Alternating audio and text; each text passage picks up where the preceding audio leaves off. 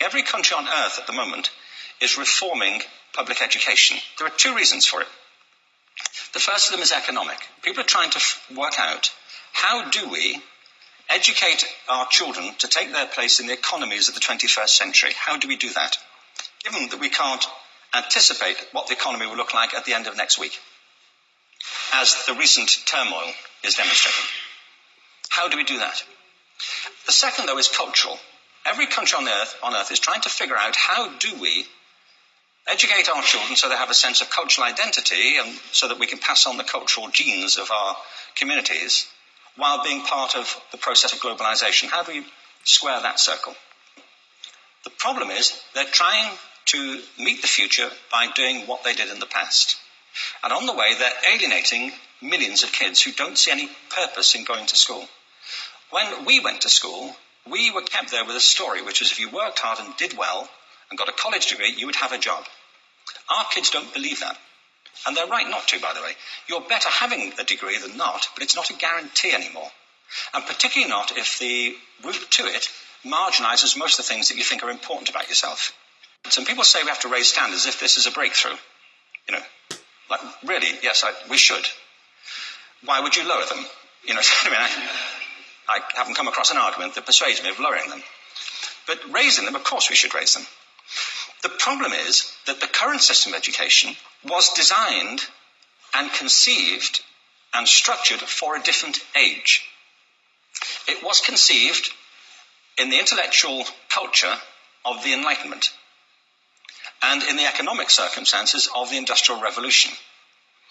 Before the middle of the 19th century, there were no systems of public education. Not really. I mean, you could get educated by Jesuits, you know, if you had the money. But public education, paid for from taxation, compulsory to everybody and free at the point of delivery, that was a revolutionary idea. And many people objected to it. They said it's not possible for many street kids, working class children, to benefit from public education. They're incapable of learning to read and write, and why are we spending time on this? So there's also built into it a whole series of assumptions about social structure and capacity. It was driven by an economic imperative of the time, but running right through it was an intellectual model of the mind, which was essentially the Enlightenment view of intelligence. That real intelligence consists in the capacity for a certain type of deductive reasoning and a knowledge of the classics originally, what we come to think of as academic ability. And this is deep in the gene pool of public education, that there are really two types of people, academic and non-academic, smart people and non-smart people. Mm-hmm. And the consequence of that is that many brilliant people think they're not, because they've been judged against this particular view of the mind. So we have twin pillars, economic and intellectual. And my view is that this model has caused chaos in many people's lives. It's been great for some. There have been people who have benefited wonderfully from it. But most people have not. Instead, they suffer this. This is the modern epidemic, and it's as misplaced and it's as fictitious. This is the plague of ADHD. Now, this is a map of the incidence of ADHD in America, or prescriptions for ADHD. Don't mistake me here. I don't mean to say there is no such thing as attention deficit disorder. I'm not qualified to say if there is such a thing.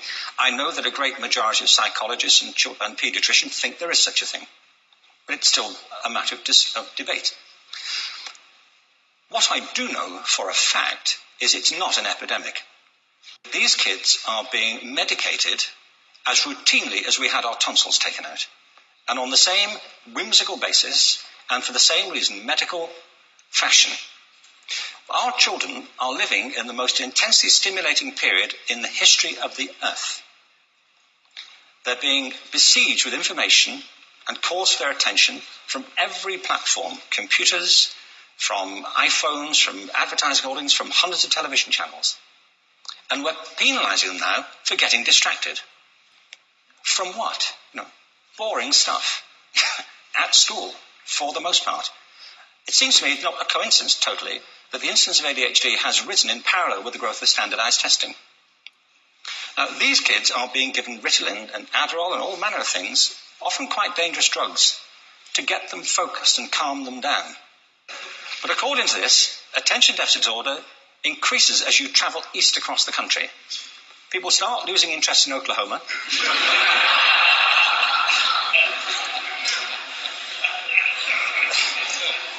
They can hardly think straight in Arkansas. And by the time they get to Washington, they've lost it completely. And there are separate reasons for that, I believe. It's a fictitious epidemic. If you think of it, the arts, and I don't say this exclusively of the arts, I think it's also true of science and of maths, but I say about the arts particularly because they are the victims of this mentality currently, particularly. The arts especially address the idea of aesthetic experience. An aesthetic experience is one in which your senses are operating at their peak, when you're present in the current moment, when you're resonating with the excitement of this thing that you're experiencing, when you are fully alive. An anesthetic is when you shut your senses off and deaden yourself to what's happening. And a lot of these drugs are that. We're getting our children through education by anesthetizing them. And I think we should be doing the exact opposite. We shouldn't be putting them asleep. We should be waking them up to what they have inside of themselves. But the model we have is this. I believe we have a system of education that is modelled on the interests of industrialism and in the image of it. I'll give you a couple of examples. Schools are still pretty much organised on factory lines, so ringing bells, separate facilities, specialised into separate subjects. We still educate children by batches. We put them through the system by age group. Why do we do that? Why is there this assumption that the most important thing kids have in common is how old they are? It's like the most important thing about them is their date of manufacture. You know what I mean? Well, I know kids who are much better than other kids at the same age in different disciplines, or at different times of the day, or better in smaller groups than in large groups, or sometimes they want to be on their own. If you're interested in the model of learning, you don't start from this production line mentality. It's essentially about conformity, and increasingly it's about that as you look at the growth of standardized testing and standardized curricula.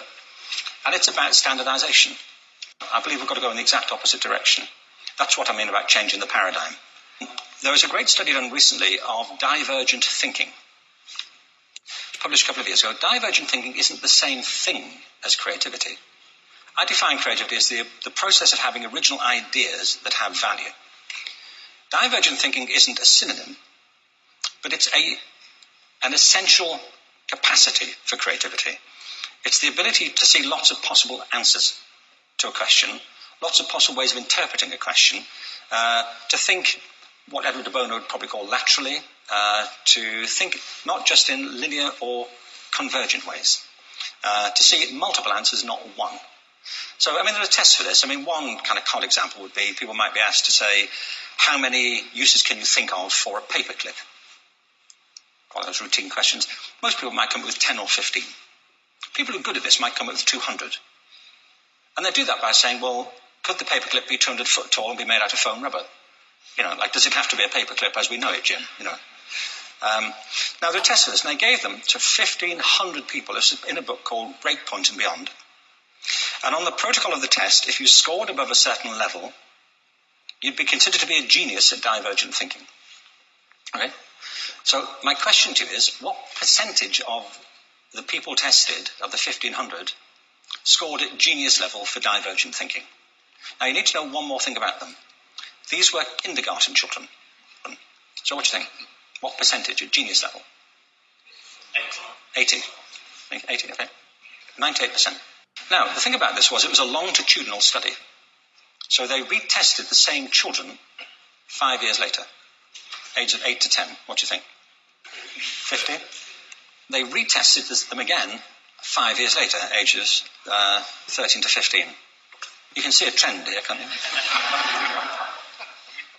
Now, this tells an interesting story, because you could have imagined it going the other way, couldn't you? You start off not being very good, but you get better as you get older. But this shows two things. One is we all have this capacity, and two, it mostly deteriorates. Now, a lot of things have happened to these kids as they've grown up. A lot. But one of the most important things that happened to them, I'm convinced, is that by now they've become educated. They've spent 10 years at school being told there's one answer, it's at the back. And don't look.